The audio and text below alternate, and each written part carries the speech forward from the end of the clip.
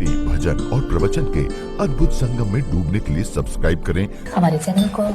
श्री राम जय राम, जय जय राम। श्री राम जय राम, जय जय राम। श्री राम जय राम, जय जय राम। श्री राम जय राम, जय जय राम। श्री राम जय राम, जय जय राम। आइए श्री राम जय राम, जय जय राम। श्री राम जय राम, जय जय राम। श्री राम जय राम, जय जय राम। श्री राम जय राम, जय जय राम।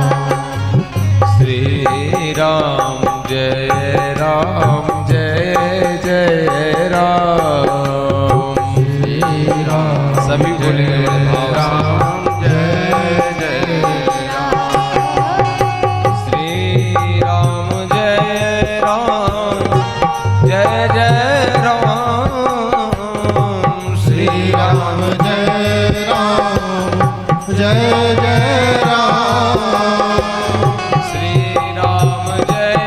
राम, जय जय राम। श्री राम जय राम, जय जय राम।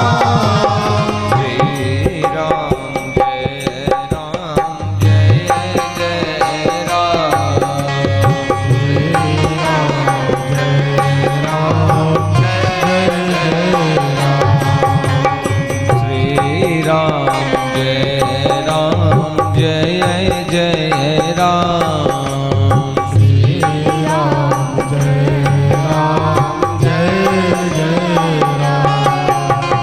मंगल भवन अमंगल हारी। मंगल सभी बोलेंगे। अमंगल हारी। मंगल भवन अमंगल हारी। मंगल भवन अमंगल हारी। बहु सुदशरथ अजर बिहारी।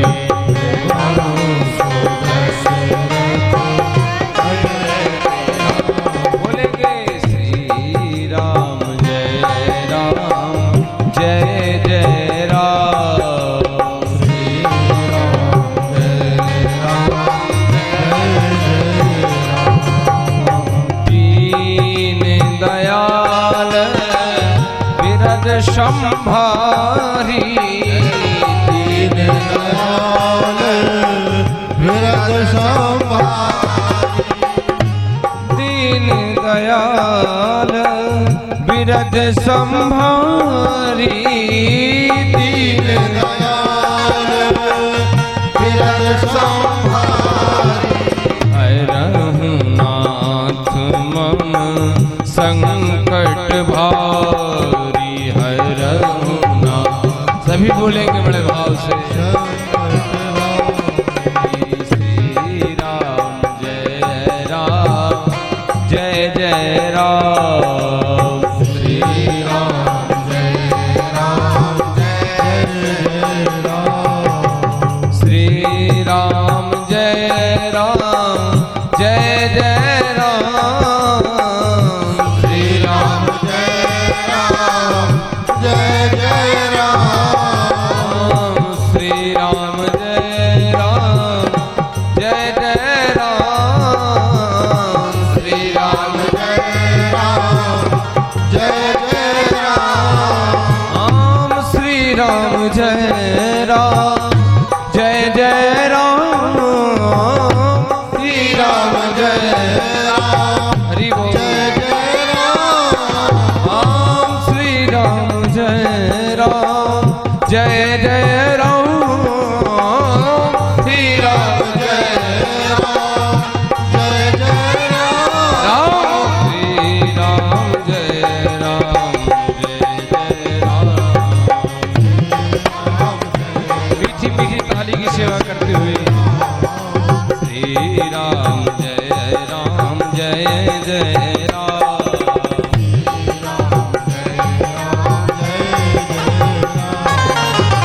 श्री राम जय राम जय जय राम।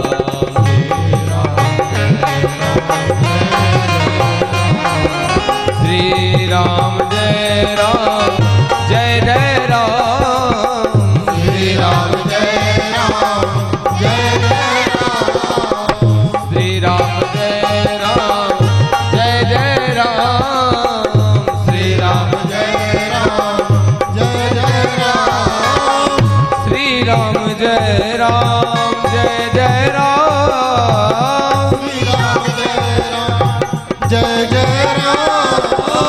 श्री राम जय राम जय जय राम। श्री राम जय राम जय जय राम श्री राम जय राम जय जय राम। ऊंचे हाथ करके ताली की सेवा करते हुए बड़े भाव से श्री राम जय राम जय जय राम। श्री राम जय राम जय जय राम। श्री राम श्री राम जय राम जय जय राम। श्री राम श्री राम जय जय राम जय जय राम। श्री राम राम श्री राम जय राम जय जय राम। श्री राम जय राम जय जय राम श्री राम जय राम जय जय राम। मेरे राम श्री राम जय राम जय जय राम। श्री राम जय राम जय जय राम श्री राम जय राम जय जय राम। श्री राम जय राम जय जय राम बोलेंगे श्री राम जय राम जय जय राम। आदि की सेवा करते हुए श्री राम जय राम जय जय राम। आज अंतिम दिवस की पावन मंगल में कथा श्री राम जय राम जय जय राम। श्री राम जय राम श्री राम जय राम जय जय राम। श्री राम जय राम श्री राम जय राम जय जय राम। श्री राम जय राम जय जय राम जय जय राम जय जय राम।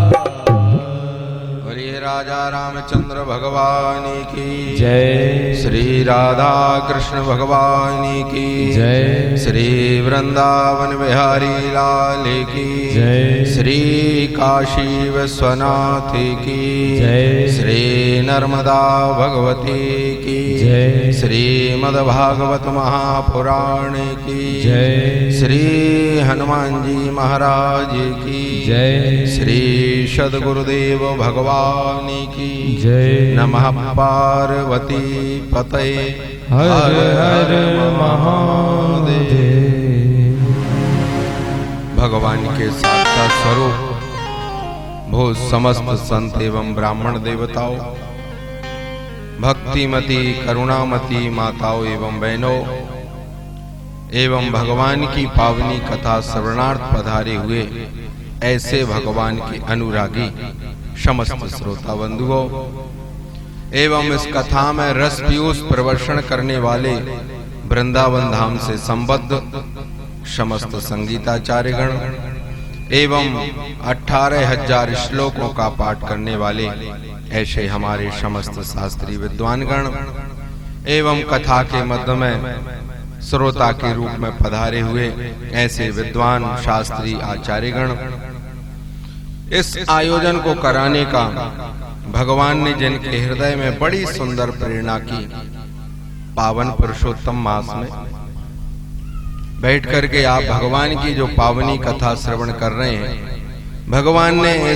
जिनको ये निमित्त मात्र प्रदान कराया है, ऐसे हमारे प्रधान यजमान श्री घनश्याम दास जी वैष्णव, श्री जानकी दास जी वैष्णव, श्री गोपाल दास जी, श्री ओमकार दास जी, श्री सेवक दास जी, श्री दीपक दास जी, श्री नीरज दास जी एवं इन सभी का प्रतिनिधित्व कर रहे परीक्षित के रूप में विराजित ऐसे भैया श्री कैलाश जी वैष्णव एवं समस्त वैष्णव परिवार,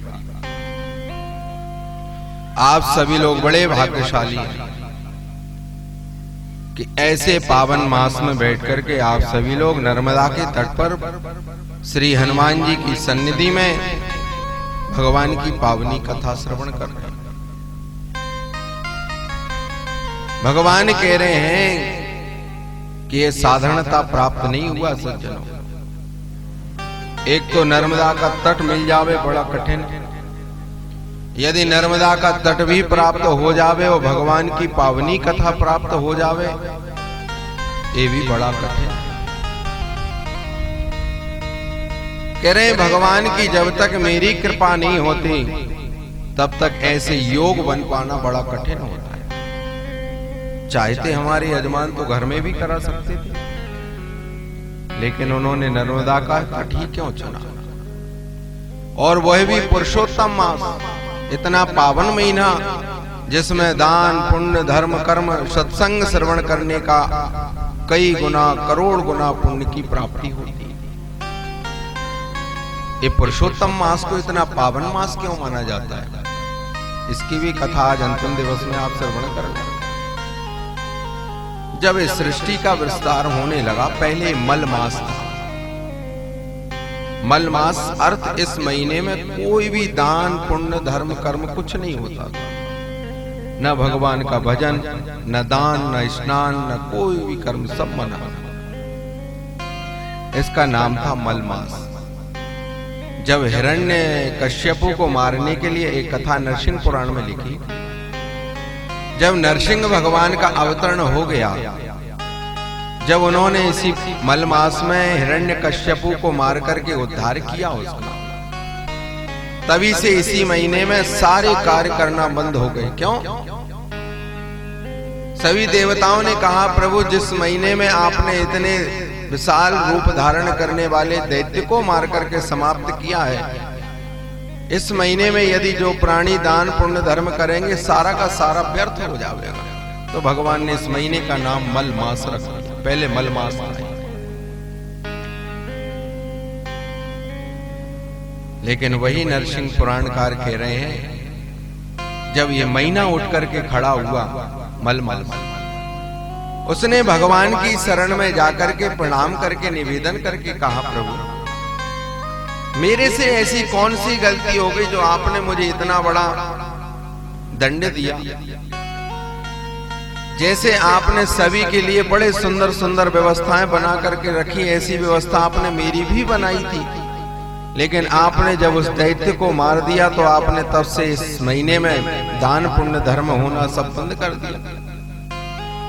जब वह शरणापन्न हो गया, चरणों में गिर गया, सारे देवता आ गए, तो भगवान ने कहा, तुम्हारी शरणागति देख करके और तुम्हारा विनम्र भाव देख करके हम बड़े प्रसन्न हैं, मांगो क्या मांगना चाहिए। भगवान ने एक बात और बोला, भगवान ने कहा, जो करोड़ करोड़ वर्ष तक मेरी कठोर आराधना करते हैं तब मैं उनको वरदान देता हूं, लेकिन तुमने कोई तप नहीं किया, मांगो क्या मांगना चाहते हो, मैं देने के लिए तैयार हूं। इसी मलमास ने कहा भगवान से कि प्रभु आपने मुझे इतना अपवित्र बना दिया कि इस महीने में कोई प्राणी गंगा नर्मदा में स्नान करने के लिए भी तैयार नहीं, क्योंकि उनको कोई पुण्य नहीं मिलेगा। मलमास ने कहा, प्रभु मेरी इच्छा यही है कि इस महीने को आप इतना अपवित्र न बनाएं। कोई भी प्राणी दान पुण्य धर्म करे तो उसको थोड़ा पुण्य मिल जावे, बस इतनी कृपा करो आप।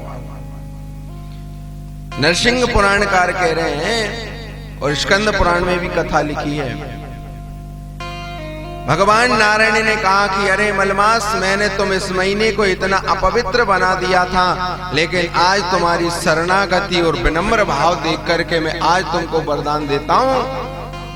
इस मलमास में आज से इस महीने का नाम मेरे ही नाम से पड़ेगा। भगवान का नाम एक पुरुषोत्तम भी है।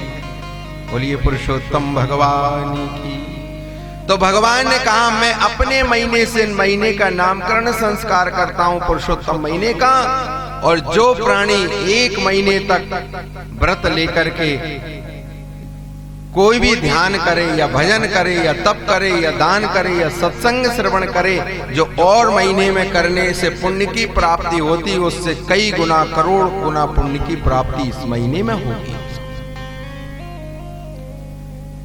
पुरुषोत्तम महीना ये भगवान की कृपा से प्राप्त हुआ।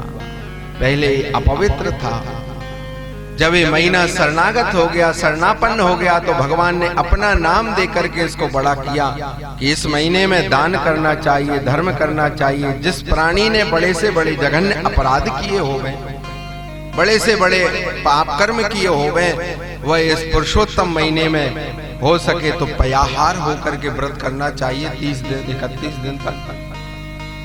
और यदि पह पर भी नहीं चल पा रहा है दुग्ध के ऊपर, तो फिर कुछ फलाहार लेकर के करना चाहिए।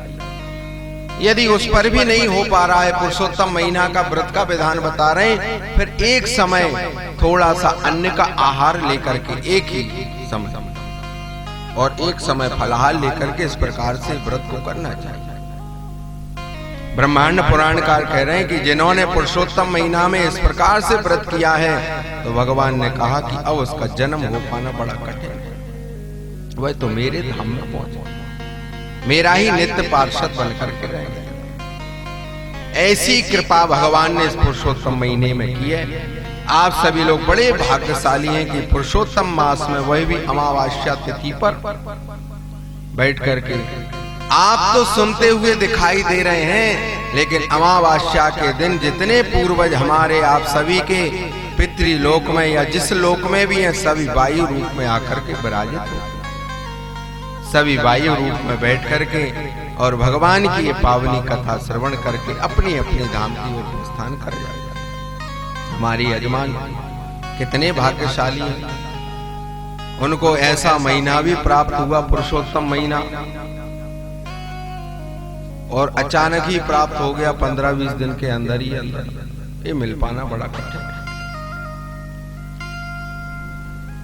श्रीमद् भागवत की कथा, ये पुराण जो है, ये चारों पुरुषार्थ देने वाला है। मैं नित्य बताता हूँ, श्रीमद् भागवत में भाव की कथा है, भक्ति की कथा है, भक्ति की कथा है, और भाव पार से लगने की भी श्रीमद् भागवत की कथा।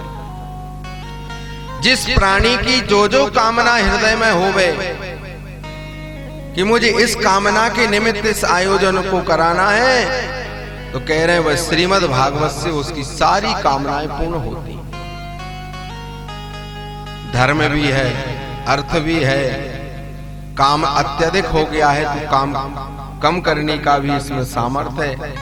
धर्म, अर्थ, काम, और चौथा हुआ मोक्ष का, ये मोक्ष संगीता है। जिनके पास में धन की इच्छा है, वह भी श्रीमद् भागवत से पूर्ण कर सकता। एक ब्राह्मण था, उनके एकमात्र पुत्र था।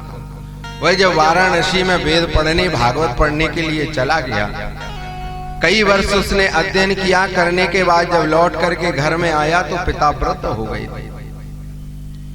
पिता कुछ दिन साथ में रहे, वृद्धावस्था को प्राप्त हो गए थे। समय पाकर के प्राण निकल गए पिता के। एक समय मात्र पुत्र था घर में, और उसकी स्त्री भी थी, पत्नी भी थी।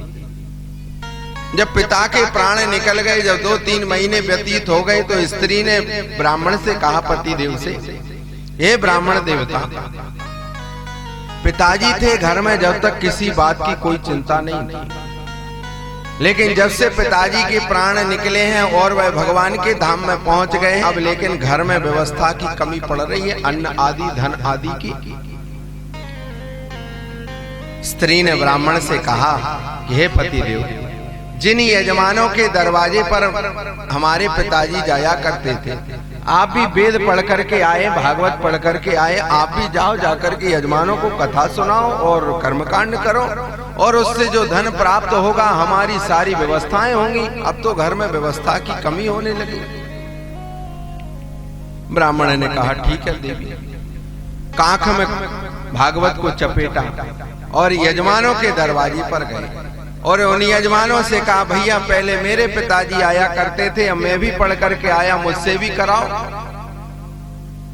जिन यजमानों के दरवाजे पर गए सारे यजमानों से निराशा हाथ में लगी। किसी यजमान ने कहा भैया अभी समय नहीं है, अभी खेती का कार्य है, अभी पुत्र का विवाह करना है, फिर कन्या का विवाह करना है, पुत्र का विवाह हो गया तो का पुत्र के पुत्र भी हो जावे, फिर हमें करावेंगे। देखो धर्म का कार्य करने के लिए समय निकालना पड़ता है। ये तो संसार है, लगा रहेगा कि महाराज जी अभी कन्या का विवाह हो जावे, पुत्र का विवाह हो जावे, फिर उसके लड़का बच्चा हो जावे, फिर हम ये करेंगे, पता नहीं तब तक तुम रहोगे कि नहीं रहोगे। जगन्नाथपुरी में एक भगवान का भक्त बैठा था, ध्यान से सुनना, कपड़े निकाल कर समुद्र के तट पर। जगन्नाथपुर वासी जितने भी नित्य समुद्र में स्नान करने के लिए जावे, ये वहीं पर कपड़ा उतारे बैठा रहता था, स्नान नहीं किया इसने। जब लोगों को महीने व्यतीत हो गए देखते देखते, तो उन लोगों ने कहा भैया तू ये कपड़े उतार करके समुद्र के तट पर बैठा है, तू स्नान क्यों नहीं करता है? उसने कहा कि भैया मुझे स्नान तो करना है समुद्र में, लेकिन क्या बताऊं ये जो लहरें आ रही हैं, लहरें जब रुक जावे तब मैं स्नान करूंगा। लोगों ने कहा कि अरे पागल, जब से समुद्र बना है तब से लहरें चल रही, यदि तुझे स्नान करना है तो इन्हीं लहरों में कूद जा तो स्नान हो जाएगा। यदि तू प्रतीक्षा करता रहा लहरें रुकने की तो तू कभी जीवन में स्नान नहीं कर सकता। इसी प्रकार समय रहते हुए तो संसार सागर है, लगा ही रहता है, समय रहते हुए भगवान का भजन कर लेना चाहिए। भगवान की कथा का आयोजन करा करके कथा श्रवण अवश्य कर लेना चाहिए।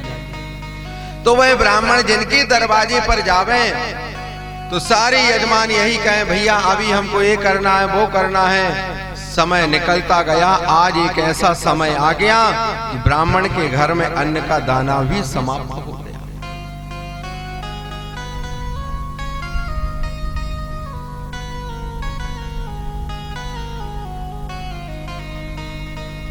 बोलिए सच्चिदानंद भगवान की। ब्राह्मण ने कहा स्त्री ने, अरे तुम कहीं किसी को कोई कथा नहीं सुना रहे हो, धन प्राप्त नहीं हो रहा है, और अब तो घर में अन्न का दाना भी कम हो गया, अब तो भोजन बन पाना बड़ा कठिन हो जाएगा, आप यत्न क्यों नहीं कर रहे? अन्न भी समाप्त हो गया, घर में चूल्हा जलना भी बंद हो गया। जब ये सारे कार्य हो गए, 6 दिन 7 दिन व्यतीत हो गए, न ब्राह्मण ने भोजन किया न ब्राह्मणी ने भोजन किया। स्त्री ने एक दिन ब्राह्मण से कहा कि हे पतिदेव,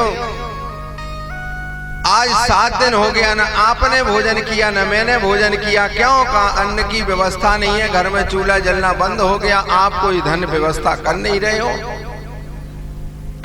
ब्राह्मण ने कहा नहीं देवी, व्यवस्था अवश्य होगी, मैं यजमानों के दरवाजे पर जाता हूं, लेकिन यजमान सभी अभी मना कर रहे हैं, हो सकता है समय आएगा, देवी थोड़ी प्रतीक्षा करो। इसी प्रकार सज्जनों 10-12 दिन व्यतीत हो गए। जब 10-12 दिन व्यतीत हुए तो आज स्त्री ने सैया के ऊपर पड़े पड़े करके कहा ब्राह्मण से कि हे ब्राह्मण देवता, अब तो शरीर में इतनी शक्ति सामर्थ्य भी नहीं कि मैं खड़े होकर के घर में झाड़ू पोंछा भी कर सकूं, अब तो मेरे शरीर में शक्ति नहीं। रात्रि के समय ब्राह्मण सो रहे थे, मन में विचार किया ब्राह्मण देवता ने कि देखो, एक तो मैंने ब्राह्मण के घर में जन्म लिया, मेरे घर में मात्र एक स्त्री है, मैं उसके अकेले भोजन की व्यवस्था नहीं कर पा रहा, मेरे पुरुषार्थ पर धिक्कार है, मैं ऐसे जीवन को रख करके मैं क्या करूंगा? तो मन में विचार आया कि मैं धन तो कमा नहीं पा रहा हूं, अब तो मैं आत्म हत्या करने का अंतिम विचार कुछ और ही है ही नहीं। ब्राह्मण मध्य रात्रि में उठे और उठ करके सरोवर की ओर पहुंचे। जब सरोवर की ओर पहुंचे तो ब्राह्मण के मन में विचार आया, शास्त्र पढ़ करके आए थे कि किसी भी वैदिक संध्यानिष्ठ ब्राह्मण को मध्य रात्रि के समय पवित्र जलाशय में प्रवेश नहीं करना चाहिए। प्रातः काल होवे तब मैं अपने शरीर को इस जल में डुबा करके समाप्त कर दूं। प्रातः काल हो गया। जब प्रातः काल हो गया तो ब्राह्मण ने मन में विचार किया कि चलो अंतिम बार संध्या कर लूं, ब्रह्म गायत्री का उच्चारण कर लूं और अपने पूर्वजों को अंतिम बार में तर्पण भी कर लूं। तर्पण किया और संध्या करके मन में विचार आया, भागवत को रखे हुए थे, ध्यान से सुनना। ब्राह्मण ने कहा कि बस प्राण तो मेरे मुझे निकालना है, त्याग करना ही है, क्यों ना मैं एक बार भगवान को कथा सुना दूं। गंगा के तट पर वही भगवान द्वारिकाधीश का मंदिर बना हुआ था। ब्राह्मण गए, भागवत को साथ में रखे हुए थे, वहीं पर भागवत को खोला और खोल करके भगवान कृष्ण को कथा सुनाने। देखो, आत्महत्या का मन में विचार लेकर के जो ब्राह्मण आया था, भगवान को जब पावनी कथा सुनाई तो मन परिवर्तित हो गया। स्त्री घर में प्रतीक्षा कर रही थी कि पता नहीं मध्य रात्रि से उठ करके गए, कहाँ गए, कैसे चले गए। दरवाजे पर बैठी थी, जब ब्राह्मण को आते हुए देखा, देख करके प्रसन्न हो गई जाकर के हृदय से लगाया और ब्राह्मण से कहा कि मुझे भोजन की आवश्यकता नहीं, आप रात्रि में बगैर बताए हुए कहाँ पर चले गए थे।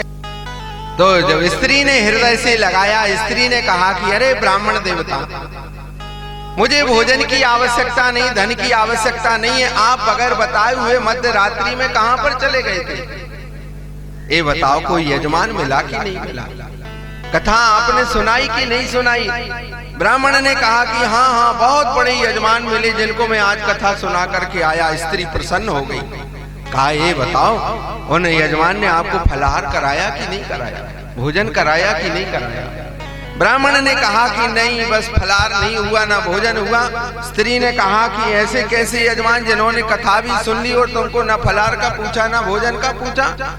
ब्राह्मण ने कहा, नहीं नहीं देवी, बहुत बड़े यजमान है, किसी नौकर चाकर से अवश्य बोला होगा, लेकिन मेरे कान तक आवाज नहीं आ पाई।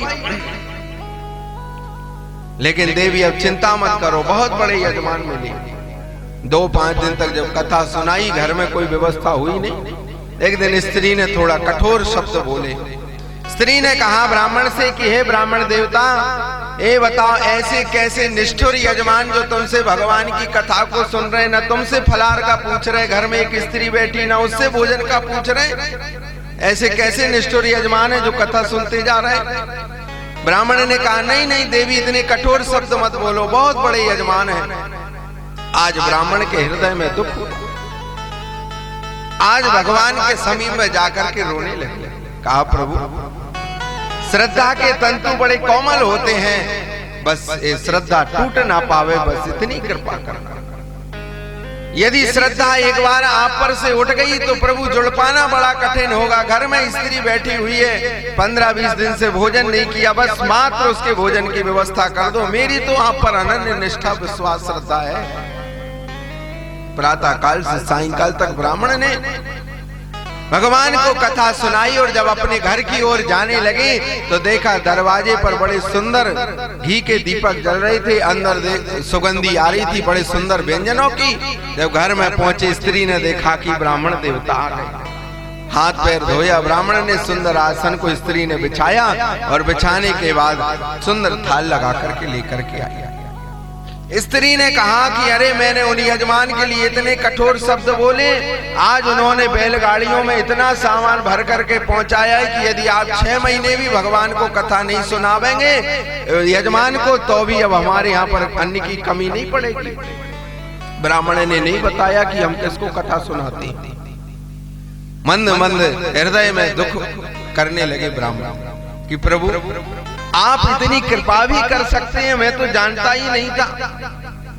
अब तो ब्राह्मण की ओर अनन्य निष्ठा भगवान के प्रति बन गई। अब तो जीवन का एकमात्र लक्ष्य ब्राह्मण का बन गया। प्रातः काल जावे, गंगा में स्नान करें, भगवान को पावनी कथा सुनावे। कालांतर में इन्हीं ब्राह्मण के यहाँ पर सुंदर कन्या का जन्म हुआ, चंद्रमा की तरह बढ़ने लगी, विवाह योग हो गई। एक दिन पत्नी ने कहा पतिदेव से कि हे ब्राह्मण देवता, घर में एक कन्या है, यजमान से कहना कि कोई ब्राह्मण वर मिल जावे सुंदर, इसके भी हाथ पीले कर दिए जावे और हम अपनी मस्ती में मस्त रहेंगे। अब तो ब्राह्मण के जीवन में कोई भी आपदा विपदा आवे, जाकर के भगवान के चरणों में रोवे और उन्हीं के सामने अर्जी लगावे, प्रभु घर में कन्या आपकी एक बैठी हुई है, बस उसके विवाह की आप व्यवस्था और करा देवे। सायंकाल के समय जब ब्राह्मण आए तो देखा दरवाजे पर 2-3 बैलगाड़ियां खड़ी हुई थी। अंदर गई, स्त्री ने कहा कि पास के ग्राम से सुंदर ब्राह्मण आए हैं अपने पुत्र का विवाह करने के लिए और हमारी कन्या के साथ में करना चाहिए। कहा बहुत अच्छा। जब ये सारी बात हो गई, मुहूर्त निश्चित किया गया, गोधूली बेला में पानी ग्रहण संस्कार होना। विवाह का समय भी आ गया। आज बारात का आगमन।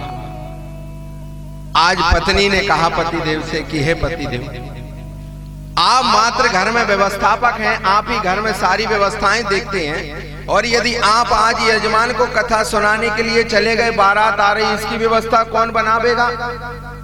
ब्राह्मण ने कहा कि नहीं देवी, जिन यजमान के कारण हमारी सारी व्यवस्थाएं बन रही हैं, बस मैं आज, अभी तो मैं शाम को आता था, लेकिन आज मैं दोपहर में मध्याह्न काल में ही लौट करके आ जाऊंगा भगवान यजमान को कथा सुनाकर। ब्राह्मण गए, भगवान से प्रार्थना करी, प्रभु आज आपकी कन्या का गोधूली बेला में पानी ग्रहण संस्कार होना है, मैं आज आपको ज्यादा कथा नहीं, बस दोपहर तक कथा सुनाऊंगा, मैं तुरंत लौट करके चला जाऊंगा। कथा सुनानी आरंभ करी।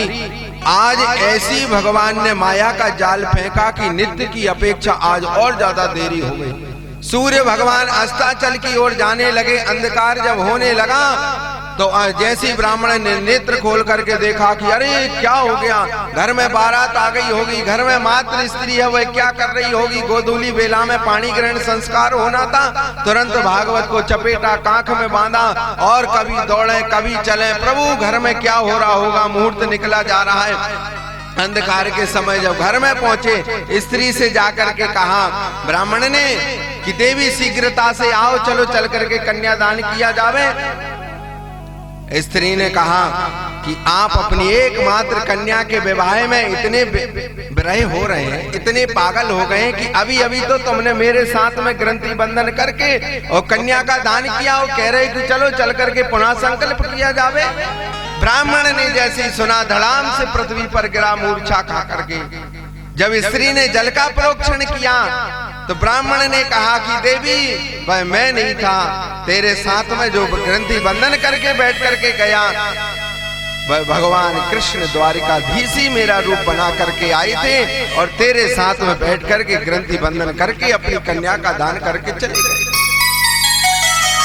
आज स्त्री ने जब ये सुना, नेत्रों से आंसू की धारा आई। स्त्री ने कहा कि हे पतिदेव, मैं तो ये जानती थी आप किसी यजमान को कथा सुना रहे, लेकिन मैं कितनी अभागिनी निकली। ये पापी नेत्रों के सामने भगवान कृष्ण आ गए, लेकिन ये पापी नेत्र उनको देख नहीं पाए। भक्ति तो आपने की, उसका प्रसाद मुझे मिला कि भगवान ने मेरे साथ में बैठ करके ग्रंथि बंधन करके और वही चले गए अपनी एकमात्र कन्या का दान करके।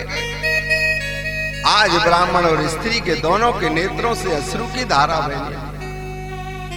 स्त्री कहे कि आपकी भक्ति से भगवान मेरे समीप में आए, लेकिन ब्राह्मण कहे कि नहीं, तेरी अनन्य निष्ठा के कारण भगवान हमारे पास में आए, घर में कन्या का दान किया। स्त्री ने कहा चलो एक बार उन यजमान का मुझे दर्शन करा।